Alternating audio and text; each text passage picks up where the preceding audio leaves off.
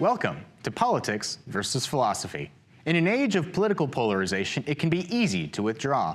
However, perhaps the answers to the questions of today can be found by looking to the wisdom of the past.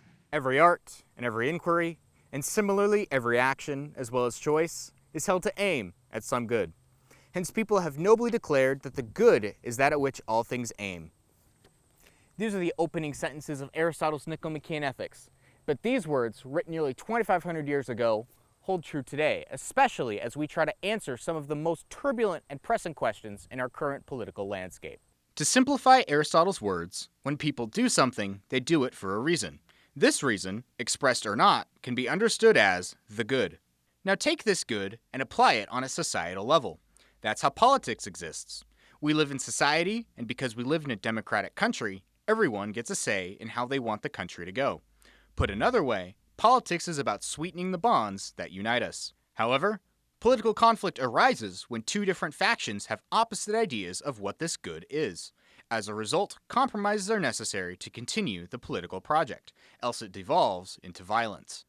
Society functions like an orchestra. Within an orchestra, there are different instruments, each with an important part to play. However, if the trombones decided to play an entirely different piece, the song would sound dissonant, and then the impressive music would be nearly unbearable. At the same time, it's possible for an orchestra to learn exactly how the song should sound. For us, it's a more difficult challenge. Instead, we may find ourselves in coalitions, supporting certain sides of an issue for any number of reasons.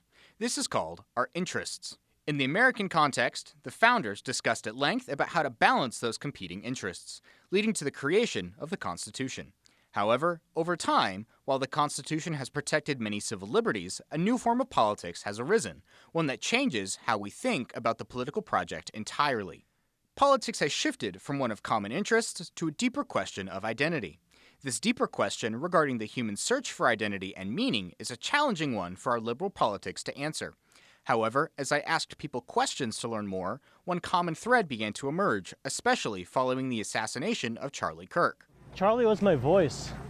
I think he was a voice for many, many Americans. And he gave people who didn't have a voice or a loud enough voice, a voice for everybody to hear. I kind of look at this as almost like MLK being assassinated in a way. It's just as big. I believe this will bridge a divide that has been tearing this country apart. I believe it will grow closer together through this. I really do. As we move forward as a country, the search for our soul, the good, will remain. What will we choose? Reporting for Newswatch 12, I'm Ian Ferris.